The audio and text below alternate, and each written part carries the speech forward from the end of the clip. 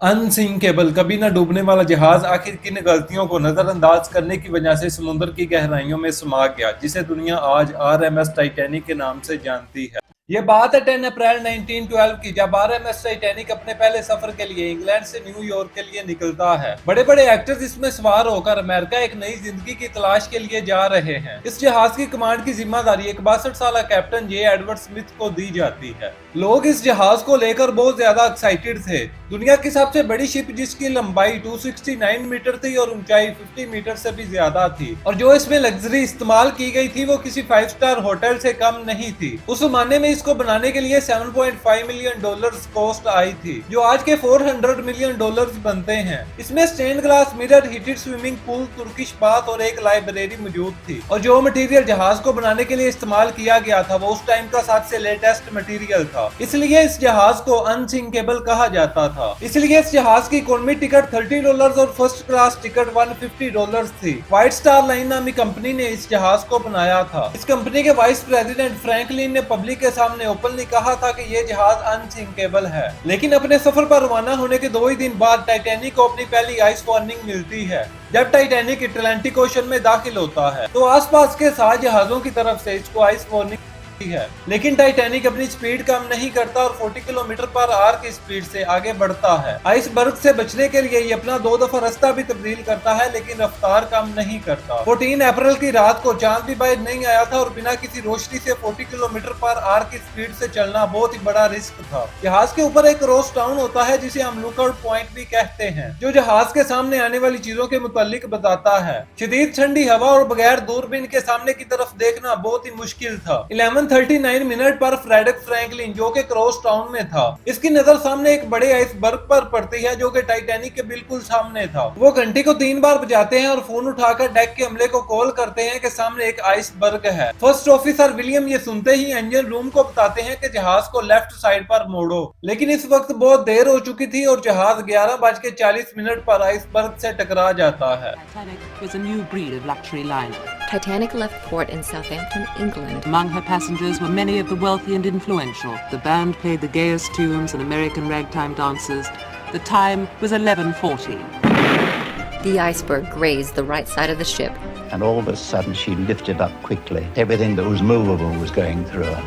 I didn't think it was serious because I didn't. ये iceberg कोई घरेलू बर्फ जैसा नरम नहीं था जो मेटल को चीरता हुआ निकल गया। इसकी लेंथ 400 फीट थी, जो कि एक फुटबॉल ग्राउंड जितना बड़ा था, और हाइट में क्रॉस टाउन से मैच कर रहा था। साइंटिस्ट के मुताबिक आइसबर्ग का वजन 1.5 टन था। जहाज का टकराव राइट साइड से होता है, यानी कि बो वाले हिस्से के पास से। बो जहाज का अगला हिस्सा होता है और इसके नीचे वाले हिस्से को कील कहते हैं। 10 सेकंड तक ये हिस्सा आइसबर्ग से टकराता गया और वजन पड़ने की वजह से डेंट पड़ गया। इसके बाद कैप्टन स्मिथ जहाज की जांच पड़ताल करते हैं कि कितना नुकसान हुआ है। इसके बाद इन्होंने रियलाइज किया कि जहाज डूब जाएगा। एक ऐसा जहाज जिसमें डबल बॉटम हल और 16 अलग अलग वाटर टैंक्स थे, लेकिन साइड हिट होने की वजह से डबल बॉटम हल किसी भी काम नहीं आया और एक के बाद एक टैंक्स में पानी भरता जा रहा था। रात 12 बजे कैप्टन स्मिथ ऑर्डर देते हैं कि आसपास के जहाजों को कॉल दी जाए ताकि कोई जहाज आसपास हो तो हमें बचाने के लिए आ जाए। Senior radio officer Jack Phillips मुसलसल कॉल आसपास के जहाजों को करते रहते हैं। 12:20 पर आरएमएस कैलिफोर्नियन ये सिग्नल को रिसीव करता है और अपना रुख टाइटैनिक की तरफ कर देता है। लेकिन ये जहाज 107 किलोमीटर दूर था। अगर अपनी फुल स्पीड से भी टाइटैनिक की तरफ जाए तो लोगों को नहीं बचा सकता था। जहाज के क्रू मेंबर्स रॉकेट और फ्लेयर्स चलाते रहते हैं ताकि इनको कोई देख ले और इनकी मदद के लिए आ जाए, लेकिन कैलिफोर्नियन जहाज के अलावा वहाँ पर कोई और जहाज नहीं था। इसी दौरान कैप्टन स्मिथ ऑर्डर करते हैं कि जहाज में मौजूद लाइफ बोट्स का इस्तेमाल किया जाए ताकि मैक्सिमम पैसेंजर्स की जान बचाई जाए। इनके मुताबिक बच्चों और औरतों को सबसे पहले निकाला जाएगा। जहाज में पैसेंजर्स काफी डरे हुए थे क्योंकि कंपनी ने इस बात का दावा किया था कि ये जहाज अनसिंकेबल है, जो कि कभी डूब ही नहीं सकता। इसी वजह से लाइफ बोट्स भी जहाज में कम रखी गई और पहली लाइफ बोट में भी सिर्फ 25 लोग ही बैठे, जबकि कैपेसिटी 65 लोगों की मौजूद थी। रात के 1 बजे तक जहाज में इतना पानी भर चुका था कि जहाज का बो यानी आगे वाला हिस्सा पानी के अंदर जा चुका था। जहाज में सिर्फ 20 लाइफ बोट ही बची थी और लोगों ने पहले जाने के लिए एक दूसरे से झगड़ा शुरू कर दिया। 2:05 पर आखिरी लाइफ बोट उतारी गई, जबकि जहाज में अभी भी 1500 लोग मौजूद थे। वो लोग किसी भी सूरत अपनी जान नहीं बचा सकते थे क्योंकि पानी का टेम्परेचर -2 था। अगर वो पानी के अंदर छलांग भी लगाते तो 30 सेकंड के अंदर डिहाइड्रेशन की वजह से मारे जाते। कहा जाता है कि कैप्टन जे एडवर्ड स्मिथ आखिरी टाइम तक जहाज के व्हील हाउस में ही रहे और उसी के साथ ही डूब गए। RMS कैलिफोर्नियन नामी जहाज जो टाइटैनिक को बचाने आ रहा था वो 3:30 पर वहां पहुंचता है, लेकिन टाइटैनिक का कोई नामो निशान नहीं था।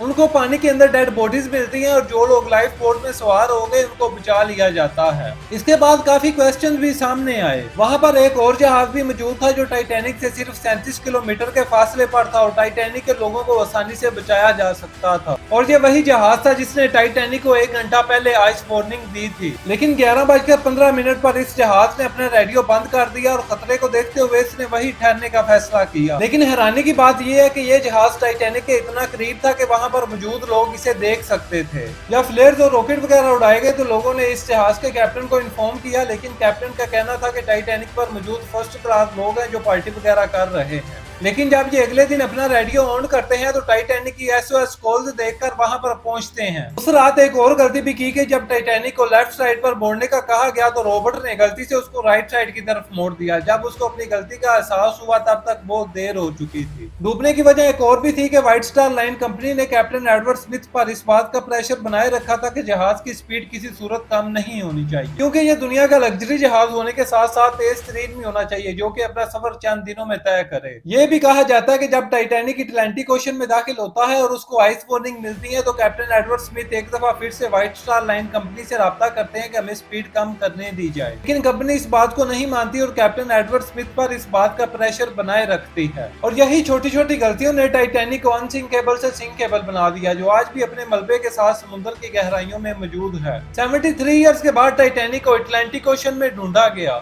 1985 में 3.8 किलोमीटर समुद्र की गहराई में माइकल नामी आदमी टाइटैनिक तक पहुंचा, जो 2 टुकड़ों में टूटा हुआ था और एक दूसरे से 60 मीटर के फासले पर था।